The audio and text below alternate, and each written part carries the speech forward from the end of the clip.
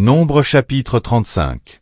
L'Éternel parla à Moïse, dans les plaines de Moab, près du Jourdain, vis-à-vis de Jéricho.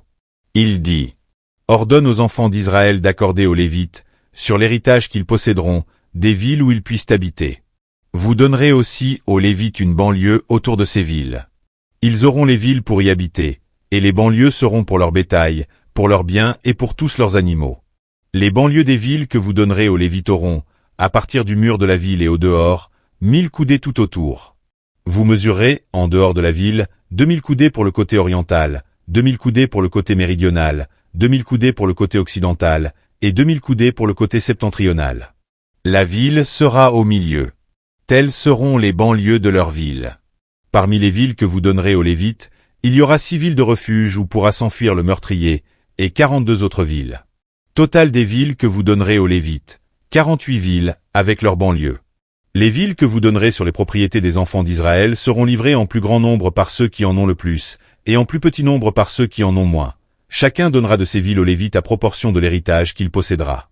L'Éternel parla à Moïse, et dit, parle aux enfants d'Israël, et dis-leur, lorsque vous aurez passé le Jourdain et que vous serez entrés dans le pays de Canaan. Vous vous établirez des villes qui soient pour vous des villes de refuge, où pourra s'enfuir le meurtrier qui aura tué quelqu'un involontairement. Ces villes vous serviront de refuge contre le vengeur du sang, afin que le meurtrier ne soit point mis à mort avant d'avoir comparu devant l'assemblée pour être jugé. Des villes que vous donnerez, 6 seront pour vous des villes de refuge. Vous donnerez 3 villes au-delà du Jourdain, et vous donnerez 3 villes dans le pays de Canaan. Ce seront des villes de refuge. Ces 6 villes serviront de refuge aux enfants d'Israël, à l'étranger et à celui qui demeure au milieu de vous. Là pourra s'enfuir tout homme qui aura tué quelqu'un involontairement. Si un homme frappe son prochain avec un instrument de fer, et que la mort en soit la suite, c'est un meurtrier. Le meurtrier sera puni de mort. S'il le frappe, tenant à la main une pierre qui puisse causer la mort, et que la mort en soit la suite, c'est un meurtrier. Le meurtrier sera puni de mort. S'il le frappe, tenant à la main un instrument de bois qui puisse causer la mort, et que la mort en soit la suite, c'est un meurtrier. Le meurtrier sera puni de mort. Le vengeur du sang fera mourir le meurtrier. Quand il le rencontrera, il le tuera.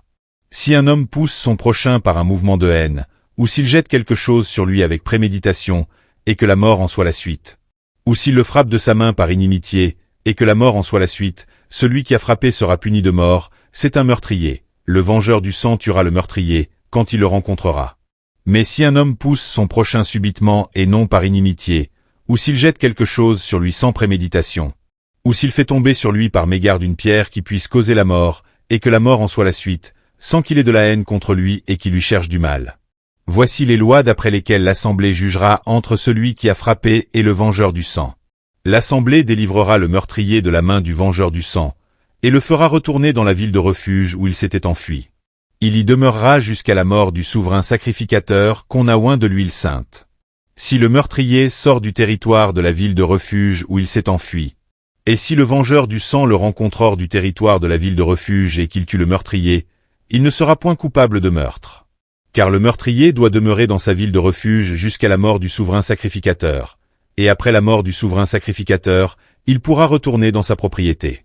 Voici des ordonnances de droit pour vous et pour vos descendants, dans tous les lieux où vous habiterez. Si un homme tue quelqu'un, on ôtera la vie au meurtrier, sur la déposition de témoins. Un seul témoin ne suffira pas pour faire condamner une personne à mort. Vous n'accepterez point de rançon pour la vie d'un meurtrier qui mérite la mort, car il sera puni de mort. Vous n'accepterez point de rançon, qui lui permette de s'enfuir dans sa ville de refuge, et de retourner habiter dans le pays après la mort du sacrificateur.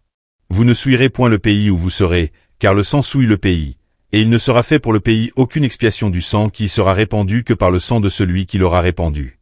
Vous ne souillerez point le pays où vous allez demeurer, et au milieu duquel j'habiterai, car je suis l'Éternel, qui habite au milieu des enfants d'Israël.